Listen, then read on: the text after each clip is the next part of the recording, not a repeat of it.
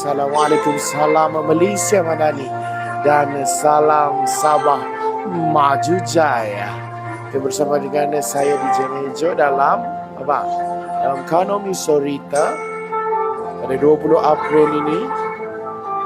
Kita telah berada di bulan Zulkaedah dan pada hari ini DJ akan bawakan anda pelbagai info.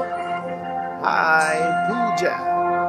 Info-info yang pastinya sahih dan maklumat-maklumat yang kita boleh orang bilang kita boleh share-sharekan, kongsikan kepada ahli keluarga, sahabat handai dan semua yang kita kenal. Salam dari Kalabakan, salam dari Kalabakan. Salam dari mana lagi?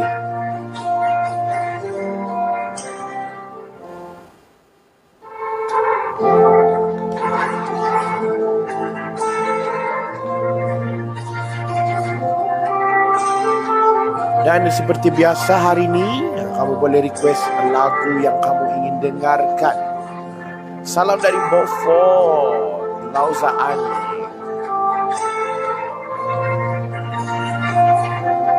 Okey, sebelum tu kita mulakan kita berikan Kanomi Sorita pada hari ini dengan sebuah lagu. Terimalah lagu Bulan-Bulan Islam untuk anda semua.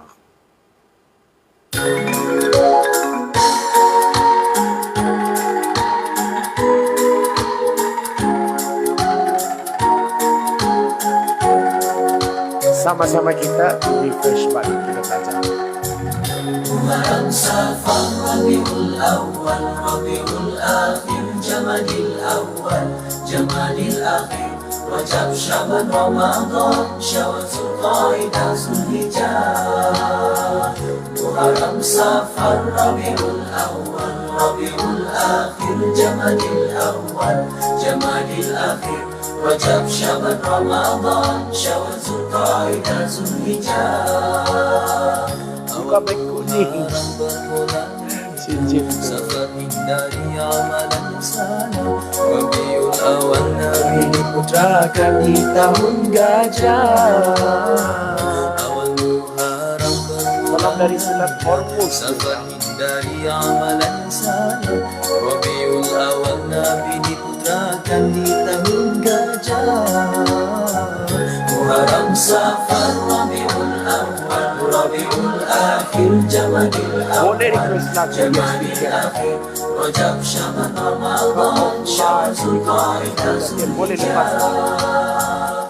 Isra dan Mi'raj di bulan Rajab, Syaban tingkatkan amalan, berpuasa di bulan Ramadan, berhari raya di bulan Syawal, ibadah haji di bulan Zulhijjah, juga menyambut Aidil Adha.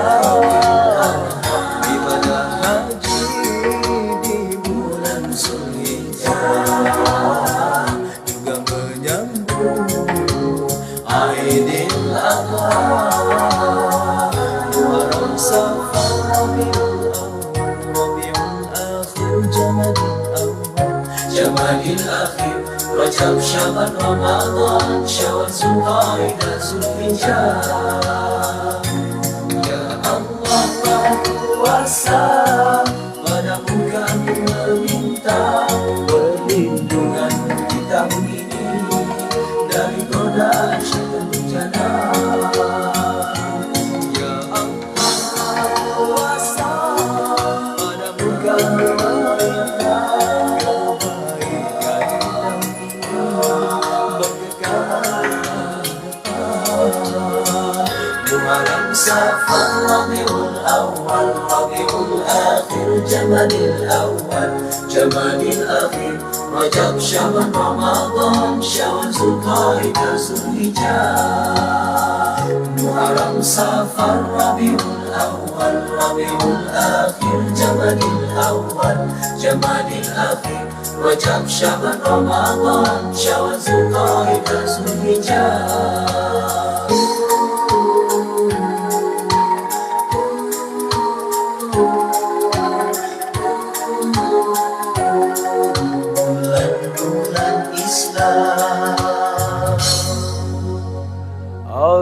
itu dia sebentar tadi bulan Islam. Baiklah, sebelum kita bersama dengan penonton kita pada hari ini, kita teruskan dengan membuka info ataupun maklumat kepada anda yang pastinya sahih. Apa? Bila kita training balik ni nong, kepala sudah kuat. Kan, okey? Nanti kita training balik, okey? Baiklah, kita buka kita punya isu-isu ataupun info-info semasa ataupun maklumat untuk anda pada hari ini berkenaan dengan keldai dadah. Baru-baru ini negara dikejutkan dengan insiden di lapangan terbang antarabangsa Kuala Lumpur KLIA, di mana seorang wanita dipercayai melarikan diri meninggalkan sebuah beg berisi dadah jenis syabu bernilai 1.2 juta. Tragedi ini bukan saja membimbangkan pihak berkuasa, malah ia menjadi satu peringatan kritikal kepada semua pihak tentang ancaman sindiket keldai dadah ataupun drug mule. Kan kita berikan info kepada kamu yang pastinya sahih. Drug mule yang semakin licik menjerat mangsa, terutama wanita dan juga belia. Keldai dadah selalunya adalah individu yang secara tidak sadar atau dipaksa untuk membawa dadah bagi pihak sindik. Jadi apa kita boleh tahu berkenaan dengan keldai dadah ini? Salah satu dia amaran lah. Amaran pertama yang perlu kita awasi adalah tawaran kerja yang nampak terlalu baik untuk menjadi kenyataan, seperti tawaran gaji tinggi, kerja mudah seperti penghantaran hadiah atau melancong secara percuma keluar negara. Jika tawaran gaji tidak setimpal dengan kerja yang diminta atau anda diminta melawat destinasi antarabangsa secara mengejut untuk bisnes atau bercuti, anda berkemungkinan besar sedang ditipu. Taktik kedua dia pula adalah penyamaran mereka sebagai kawan baru. Ini pun bahaya ya. Keldai dadah selalunya membina kepercayaan berbulan-bulan lamanya melalui media sosial sebelum meminta tolong yang nampak remeh je bagi kita, seperti membawa satu beg kecil atau hadiah yang tidak berbahaya kepada kawan mereka di luar negara. Atas nama persahabatan, mangsa akhirnya bersetuju tanpa mengetahui kandungannya secara menyeluruh. Sebagai contoh lah kan, kalau kita kena suruh bawa contohnya lah sabahan begitu. Kau tolong dulu kasih bawa dulu, kau pergi kan Australia nanti ada saya punya kawan di airport dulu. Kau kasih bawa dulu saya itu kau tolong dulu saya bawa bagi dia kicap-cap ayam, dia bilang. Kalau kita kicap-cap ayam, okey, bawa je. Tapi ingat, kita kena cek betul-betul sama ada itu kandungan dia itu betul-betul semua kicap ayam kah? Mana tahu dia tampal di bawah kah, dia kurik kah, dia modified itu botol kicap-cap ayam di tengah-tengah dia ada dadah, kan itu bahaya juga. Ya, janganlah jadi balan-balan pun. Kalau terpaksa jangan pantau kawan dapat kerja. Okey, oleh itu jangan sekali menerima atau membawa sebarang bungkusan, parcel ataupun beg sesiapa sahaja, sama ada orang asing, kawan baru online atau kawan lama tanpa mengetahui kandungan secara menyeluruh. Sebelum bersetuju dengan sebarang tawaran perjalanan atau membawa barangan, lakukan semakan menyeluruh ke atas individu atau syarikat tersebut. Jika kita rasa macam diperangkap atau mengesyaki sesuatu kegiatan haram sedang berlaku, segera laporkan kepada polis. Tindakan anda bukan saja menyelamatkan diri anda, malah membantu memerangi kegiatan pengedaran dadah di negara kita. Pesan juga kepada ibu bapa, anak-anak, adik-beradik dan sanak saudara kita supaya tidak menjadi keldai dadah. music tu kuat kan? Kita akan slow sikit.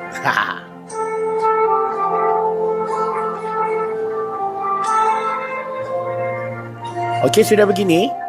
Sekali lagi lah kita ulang.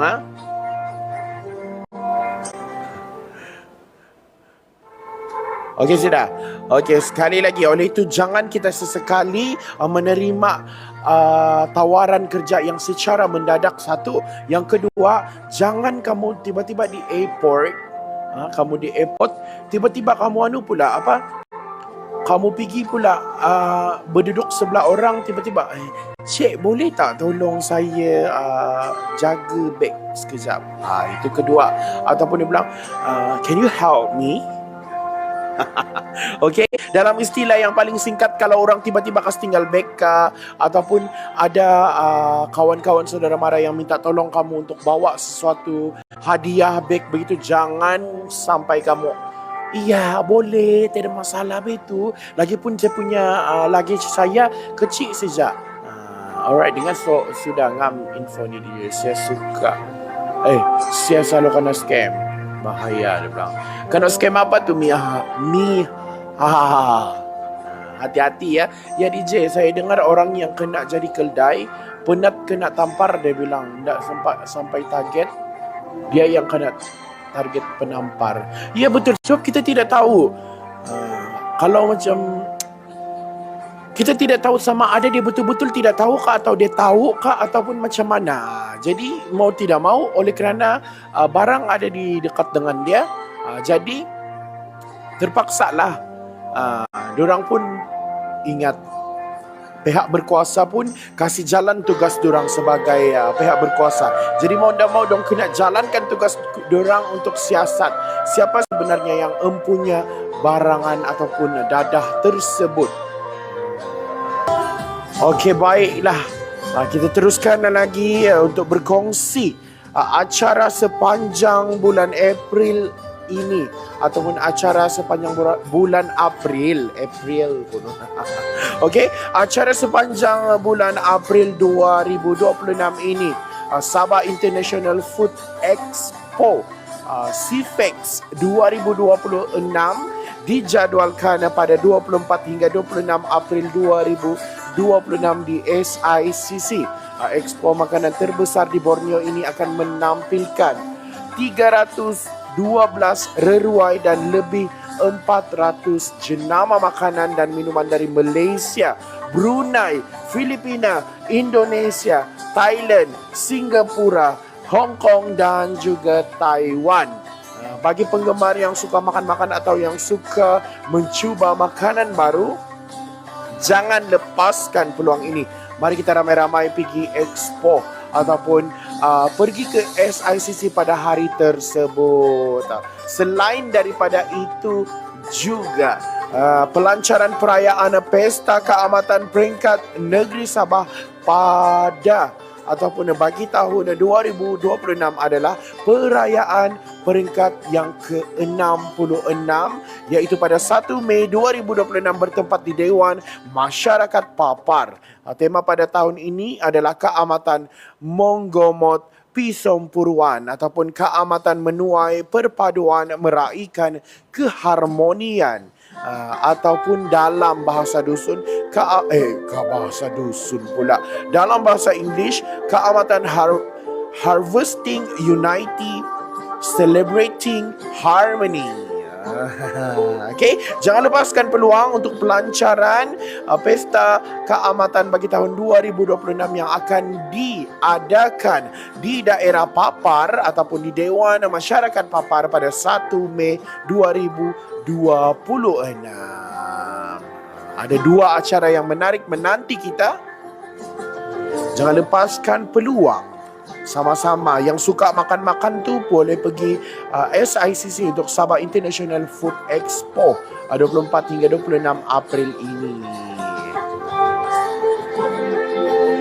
Baiklah, untuk info yang seterusnya berkenaan dengan kesihatan diri ataupun kebersihan diri. Kita teruskan lagi dengan tahi telinga anda, jenis kering ataupun basah.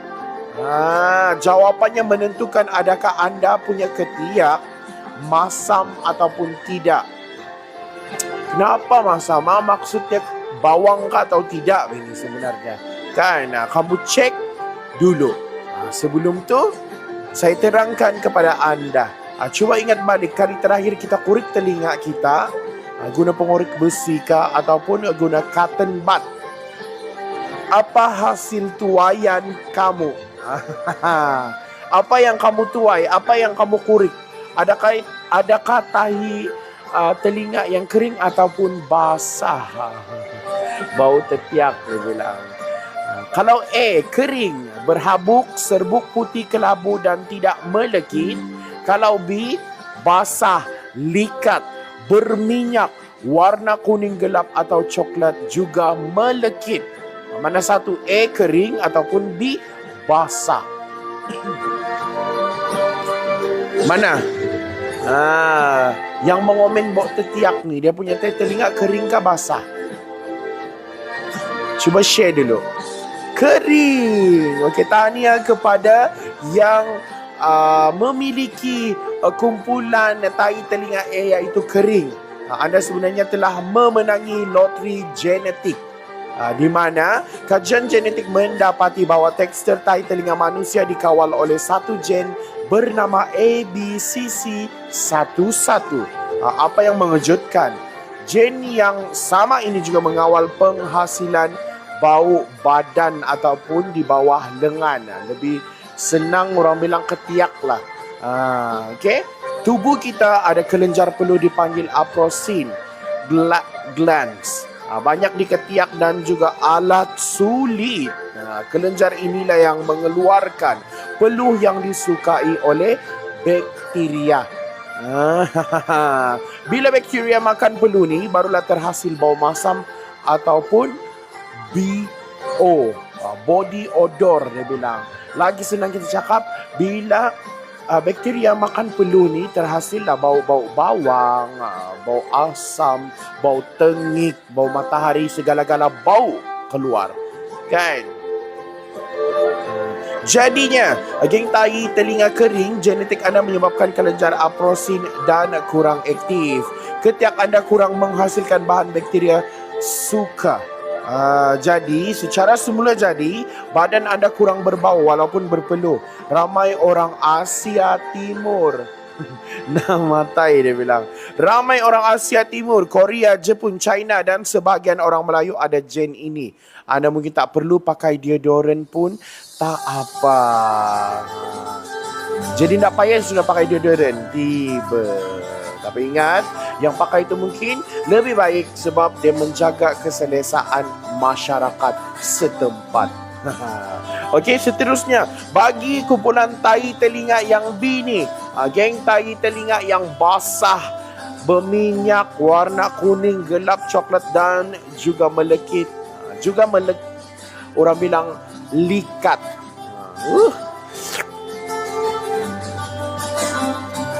Okey, bagi geng tahi telinga B, geng tahi telinga basah, genetik anda adalah sejenis yang dominan biasanya pada orang Eropah, Afrika. Kelenjar aprosin anda sangat aktif, maka anda wajib untuk berkawan baik dengan deodorant.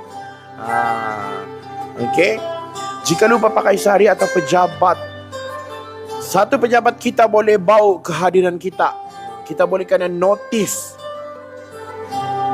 Kau datang sejak orang tengok, orang tidak tengok pun kau, orang tahu, oh datang sudah dia, begitu. Fakta menariknya, di Korea Selatan, jualan deodorant sangat rendah berbanding negara lain. Kenapa? Kerana hampir 100% rakyat mereka mempunyai gen tahi telinga kering. Mainkah itu? Mutasi genetik. Mereka memang tak berbau badan secara genetik. Jadi janganlah pelik kenapa jangan kamu pelik kalau tiba-tiba ada kawan kamu yang tidak mandi pagi pun dia tidak berbau, sedangkan kamu baru 1 jam keluar dari rumah sudah bau bawang. Itu bukan salah takdir, itu salah genetik ataupun gen ABCC11. Kenal bau-baunya, astaga. Kan, kadang kita tak perlu pun tengok muka siapa yang datang, tapi dari bau pun, oh, ada sudah dia. Okey, so sekarang kamu cek balik kamu punya telinga, adakah kumpulan A ataupun kumpulan B. Kena jujur, okey? Saya mau tahu ni yang tengok ni, kamu punya telinga A ke B? A ke atau B?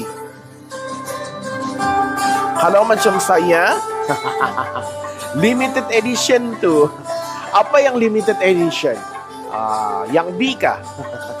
Okey, seterusnya kita berkongsi berkenaan, kalau tadi sudah ketiak, sekarang kita pergi kepada mata pula. Ketumbit mata ataupun apa? Kalau kamu selalu panggil apa ketumbit di mata tu? Kalau kami ada yang panggil bekotut, beketut. Kenapa mata dia tu beketut begitu. Ada juga yang panggil bebabak. Ni kalau ada bau-bau jangan cakap je masalah genetik sambil roll eyes. Yes, of course. Kan? Boleh. Okey, ketumbit mata ataupun jangkitan kuman bukan sebab skodeng orang. Bangun pagi tengok cermin, tengok je kelopak mata kita bengkak, merah dan pedih. Baru mau jadi. Oh, saya dulu kerap ketumbit tu. Dia bilang, okey, dengarkan ini dengan jelas, okey? Mitos ketumbit tumbuh sebab mengintai orang mandi ini adalah mitos paling legenda di Malaysia. Sampai ada pesakit yang sanggup pakai cermin mata di klinik sebab malu dilabelkan kaki skodeng. Dari sudut perubatan pula, ketumbit nama klinikalnya hordeolum. Hordeolum tiada kaitan langsung dengan apa yang mata kita nampak. Okey, ianya sebenarnya serangan bakteria Staphylococcus. Dia bilang, maafkan saya kalau saya salah. Ya, ada nama Puan Diana Dominic yang kerja di sana. Boleh pula, saya sesuai kenal pula hari ini. Serangan bakteria Staphylococcus Kenya. Di sepanjang kelopak mata kita terdapat banyak kelenjar minyak halus. Kelenjar meibomian, dia bilang. Dan akar folikel bulu mata. Ketumbit terjadi apabila kelenjar ini tersumbat dengan sel kulit mati lalu dijangkiti oleh bakteria Staphylococcus yang memang secara semula jadi hidup pada permukaan kulit kita. Bakteria yang membiak di dalam lubang kelenjar ini akan menghasilkan nanah dan keradangan yang amat pedih. Okey, tabiat tangan kotor juga salah satu puncanya. Punca utama bukan sebab mengintai, tapi tabiat tangan kotor.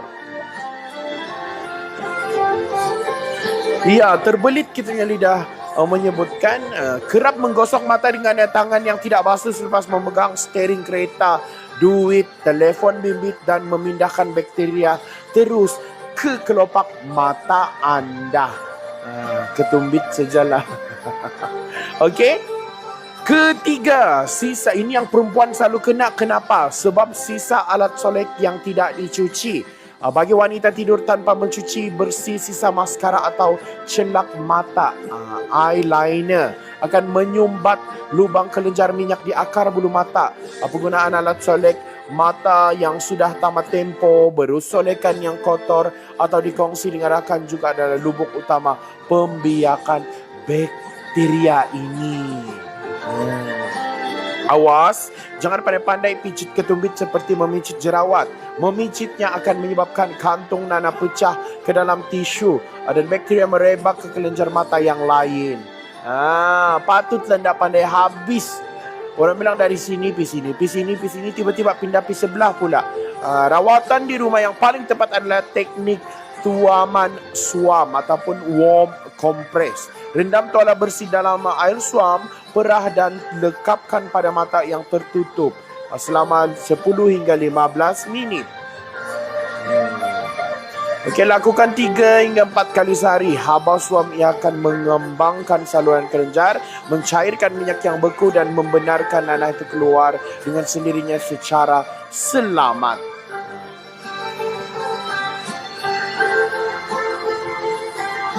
Macam mana kalau muka makeup orang-orang lain? Kalau begitu kamu pesan dengan muka kamu selalu cuci. Kalau saya panas badan, admin dia bilang. Okey, cuci itu berus-berus makeup sebab berganti-ganti pakai kan? Okey, jika bengkak semakin membesar sehingga mata tidak boleh dibuka, segera ke klinik untuk mendapatkan ubat titis ataupun antibiotik. Betul, boleh bernanah. Mula hari ini berhenti menuduh rakan yang kena ketumbit atau berkatut itu mengintai orang mandi. Kesian diorang terpaksa menanggung fitnah dalam keadaan mata yang sedang berdenyut sakit. Kamu pernah jadi mangsa ejekankah?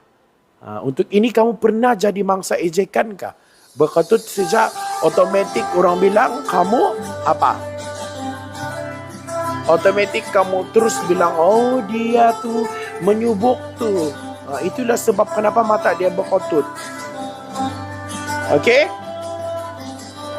So, itu sedikit sebanyak perkongsian yang dapat DJ kongsikan.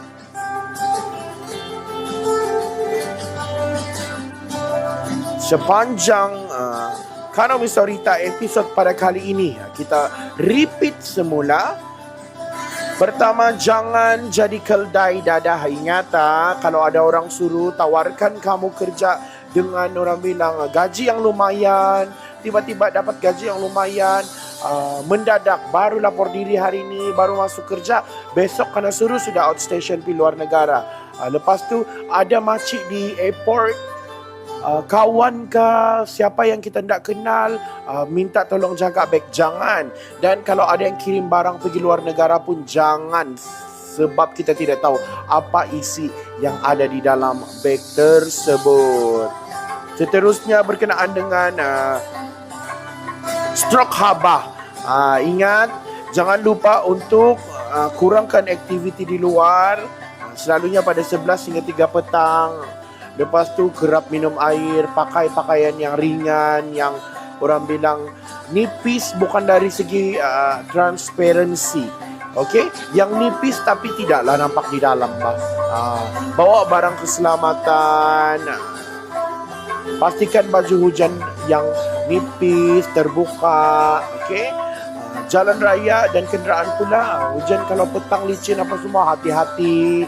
Gaya hidup yang ringkas. Orang bilang kita bersenam kena dengan masanya. Bukan sanalah tengah hari panas, sanalah juga kita apa? Sana juga kita paksa mau pergi kasih kurus badan. No. Nanti bukan kurus kamu. Nanti terus innalillahi wa inna ilaihi raji'un. Okey, seterusnya tadi perkongsian kita berkenaan dengan tai telinga, sama ada A ataupun B.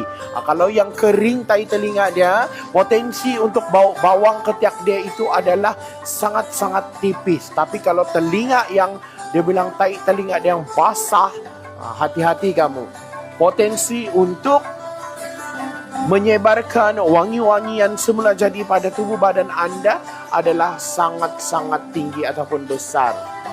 Dari situ kamu boleh cek sendiri sama ada saya perlukah tidak.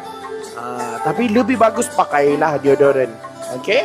Seterusnya tadi kita telah kongsikan juga berkenaan dengan acara yang ada di bulan April ini. Sekali lagi untuk 24 hingga 26 April 2026 di SICC mengadakan Sabah International Food. Kesedak pula DJ. Sabah International Food Expo CIFEX 2026. Okey. Menampilkan 312 reruai dan lebih 400 jenama makanan. Terdiri daripada makanan Malaysia, Brunei, Filipina, Indonesia, Thailand, Singapura, Hong Kong dan juga Taiwan. Okey. Dan juga pada 1 Mei 2026 perayaan ataupun pelancaran Pesta Keamatan akan diadakan di Dewan Masyarakat Papar dengan membawakan tema pada tahun ini Keamatan Monggomot Pisom Puruan ataupun Keamatan menuai perpaduan meraih keharmonian ataupun Keamatan Harvesting Unity Celebrating Harmony. Okey, dan Yang akhir sekali kita telah kongsikan berkenaan dengan ketumbit mata ataupun jangkitan kuman pada mata. Berketut orang bilang. Okey, jangan lagi kamu tuduh orang yang berketut tu sebab dia menyubuk. Itu adalah apa? Itu adalah terjadi kerana saya sudah kongsikan sebentar tadi, serangan bakteria, tabiat tangan kotor, gosok-gosok mata tidak cuci, lepas tu alat solek yang tidak dicuci, terutama yang wanita lah. Alat-alat solek kamu tu pastikan bersih. Kalau kotor sahaja, kalau boleh kita elaklah untuk menggunakannya. Okey, itu sahaja untuk hari ini perkongsian kita di dalam Kanong Misorita. Jadi untuk menutup Kanong Misorita pada hari ini, adakah lagu request daripada anda semua? Kalau tidak ada, teruskan bersama Panji Sakti di Danau Rang. Ini si Miao kalau dia sudah request lagu, memang sampai ke ubun-ubun tiba. Okey, kita teruskan. Kita akhiri Kanong Misorita pada hari ini atau pada kali ini. Jangan lupa untuk menonton Kanong Misorita minggu hadapan minggu hadapan pula. Pada hari Jumaat ini bersama dengan DJ Meja ataupun DJ Tantiana. Sama-sama kita nantikan. Okey, Panji Sakti dengan lagunya Dia Dana.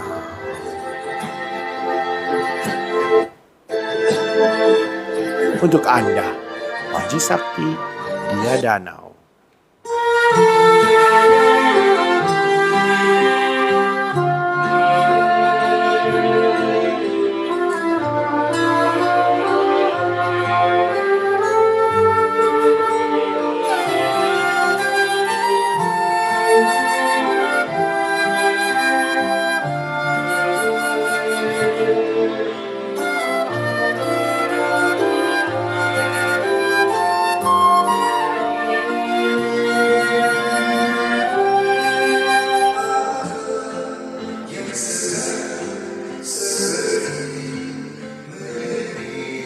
Jadi diputarkan lagu.